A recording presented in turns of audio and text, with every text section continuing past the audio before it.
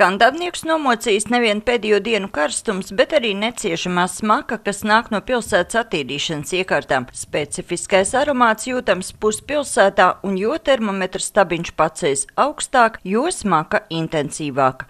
Tīpaši ir vēl kāds vēja plūsma, tad šī smaka tiešām ir dažbrīd neciešama, jo logu attaisīt nevar, jo smird, bet ja tu aiztais, tad ir karsts. Diennaktī uz attīrīšanas iekārtām tiek novadīti vidēji 500 kubikmetri notekūdeņu, no kuriem tiek attīrīti 352 kg sārņu. Fiziski un morāli novecojušajām iekārtām šāda slodze ir pārāk liela. Lai notekūdeņus tomēr attīrītu, 3 reizes ir palielināta dūņu koncentrācija.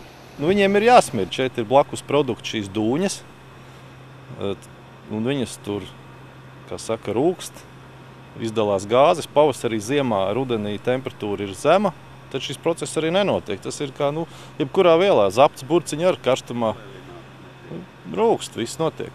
Bet, ir risinājums. Šis ir vēsturiski tā viņi ir izveidoti. Tajā laikā šādi būvēja. Tad bija, protams, citi apjomi.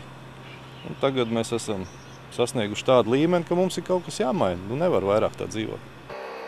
Attīrīšanas iekārtas šobrīd patērē arī ļoti daudz elektrības, bet tās izlietojums ir maz efektīvs. Apskābekļošana notiek ļoti slikti. Šie gaisa padeve kompresori strādā uz pilnu jaudu.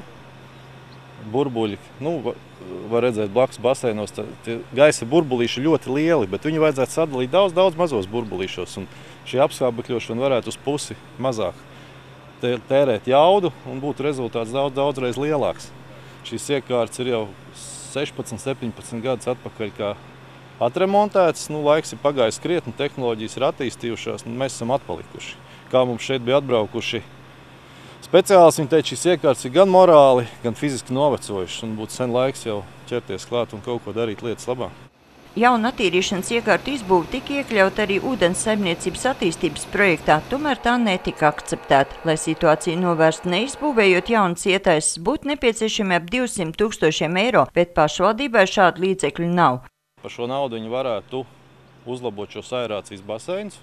Tas nozīmē apskābekļošanu, elektroenerģija mazāk tiktu tērēta, dūņu lauki, otrējie nostādinātāji tiktu uzlaboti, kur šis process tiktu kvalitatīvāk veikts, jo pie tā strādā ķīmijas inženieri un cilvēki, kas tiešām gadiem ar to nodarbojās. Ja izdarītu visu to, ko jūs tikko teicāt, vai tad apkārtnes iedzīvotājiem karstajā laikā nebūtu jāvalkā gāzmaskas gandrīz vai? Ja viss aprēķini tiks veikti pareizi, tad es domāju, ka nebūtu.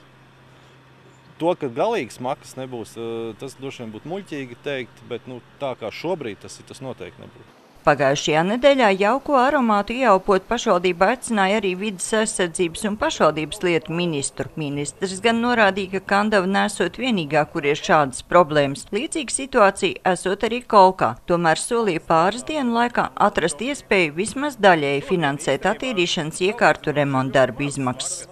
Cerība, ka ministrs personīgi piekrita apsakot šo situāciju, un nebija tā vienaldzība no viņa puses, un es domāju, ka mēs kopīgi jau risināsim šo problēmu. Es ceru, ka arī būs atbalsts no ministrijas puses. Tā arī braucot prom ministrs atbildēja, kad mēs risināsim kopīgi šo jautājumu. Attīrīšanas iekārtas Kandavā būvētas pagājušā gadsimta otrajā pusē, bet pirms 16 gadiem rekonstruētas. Sandra Leitāne, Andris Spāns, TV Spektrs.